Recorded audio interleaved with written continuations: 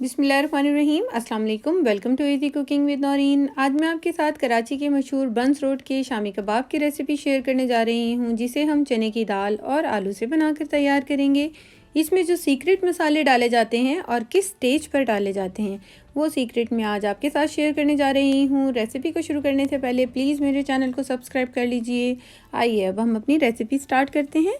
यहाँ पर मैंने 1 किलो आलू लिए हैं, जिसको मैंने छील कर छोटे पीस में काट लिया था और उसके बाद मैंने एक बड़े से पैन में डाल दिया है। हाफ़ kg मैंने चने की दाल ली है और इसको भी मैंने अच्छी तरह धोया है और उसके बाद 2 घंटे के लिए पानी में भिगो दिया था। इसको भी हम आलू के अंदर मिक्स कर देंगे। हाफ़ लीटर पानी डालेंगे। 3 टीस्पून मैं यहाँ पर कुटी हुई लाल मिर्च ऐड कर रही हूँ और 1 टीस्पून अब मैं यहाँ पर हल्दी पाउडर ऐड करूँगी और 3 टीस्पून मैंने यहाँ पर नमक ऐड किया है। आप अपने टेस्ट के अकॉर्डिंग ऐड कीजिएगा नमक को भी और मिर्चों को भी। 1.5 टेबलस्पून मैंने यहाँ पर लहसुन और अदरक का पेस्ट ऐड किया है। अच्छी तरह से मिक्स करेंगे, फिर हमें अंदाज़ा हो जाएगा कि हमें मज़ीद कितना पानी चाहिए। और 1 गिलास भर कर मैं इसके अंदर और पानी डालूँगी और अब इसको अच्छी तरह से पानी के अंदर उबाल आने देंगे। जैसे ही पानी में उबाल आएगा, हम इसे ढक कर तकरीबन 1 घंटे के लिए पकने के लिए रख देंगे, ताकि आलू और दाल अच्छे से गल जाए। दरमियान में आप इसको चेक कर लीजिएगा, ताकि दाल जो है या आलू जो है नीचे से ना लगें।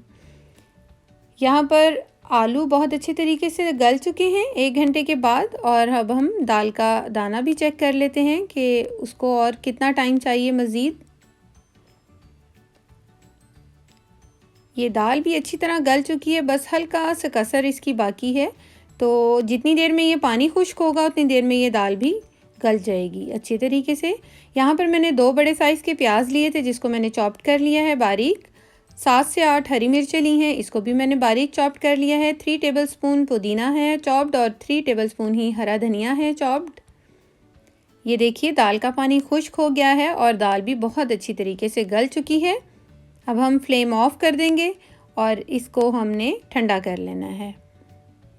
जैसे ही ये ठंडा होगा, हम इसको चॉपर मशीन में डालकर चॉप कर लेंगे या फिर सिल बट्टे पर, जिस तरह भी आपको इजी लगे। यहाँ पर मैंने 2 अदद पीपली ली हैं। ये पंसार स्टोर से बहुत इजीली मिल जाती हैं। इससे कबाब का जायका बहुत अच्छा आता है।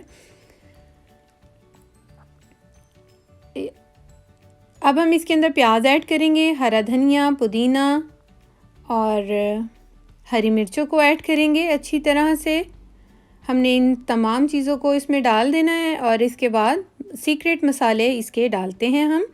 1 टेबलस्पून भुना हुआ और कुटा हुआ ज़ीरा, 1 टीस्पून यहाँ पर हमने चिकन मसाला ऐड किया है और 1 टीस्पून यहाँ पर कुटी हुई काली मिर्च ऐड की है। 1 टेबलस्पून हम यहाँ पर गरम मसाला ऐड कर रहे हैं और जो मैंने अभी आपको पीपली दिखाई थी उसको मैंने क्रश कर लिया था, इसको ऐड करेंगे।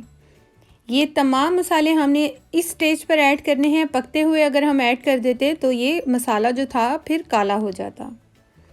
अब हम इन तमाम चीज़ों को अच्छी तरह मिक्स करेंगे और मिक्स करने के बाद इसको 1 घंटे के लिए फ्रिज में रख देंगे, ताकि अच्छी तरह इसका फ्लेवर जो है एक जैसा हो जाए। यहाँ पर मैंने एक अंडा लिया है, उसको अच्छी तरह से फेंटेंगे। उसके बाद 3 से 4 टेबलस्पून मैंने इसके अंदर दूध के ऐड किए हैं, उसको भी अच्छी तरह फेंटेंगे। ये देखिए यहाँ पर हाँ, ये जो हमारा जो मिक्सचर था आलू और दाल का, वो अच्छी तरह से सेट हो चुका है। अब हम इसके कबाब बनाएंगे। आप इस स्टेज पर इसके कबाब बनाकर फ्रीज़ भी कर सकते हैं। ये मैंने कबाब बना लिए हैं, अब हम इसको फ्राई करते हैं।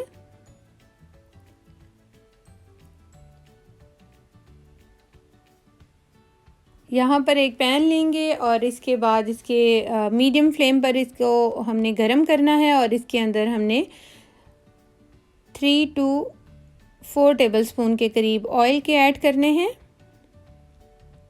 और अब हम 1 बाय 1 कबाब ऐड कर देंगे फ्राई करने के लिए। हमने एक साइड से चंद सेकंड ही इसको पकाना है, ज़्यादा देर नहीं पकाना। और मीडियम टू हाई फ्लेम पर हमने इसको फ्राई करना है कबाब को। अगर आपके कबाब फ्रीज़ हैं तो थोड़ा टाइम लेंगे और फिर आप लो फ्लेम पे कीजिएगा। लेकिन अगर आपके कबाब फ्रीज़ नहीं हैं, बिल्कुल फ़्रेश हैं, तो फिर ये ज़्यादा टाइम नहीं लेंगे।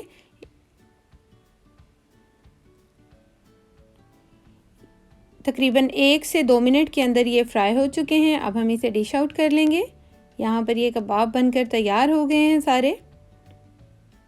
जितने मैंने बनाने थे वो बना चुकी हूँ, बाकी मैंने सब फ्रीज़ कर दिए हैं। आप भी इस तरह कर सकते हैं। बहुत ही मज़े की बनने वाली ये रेसिपी है, बहुत ही शानदार रेसिपी है। आप इसे बनाइए, एंजॉय कीजिए और मुझे दुआओं में याद रखिए। Thanks for watching. अल्लाह हाफ़िज़।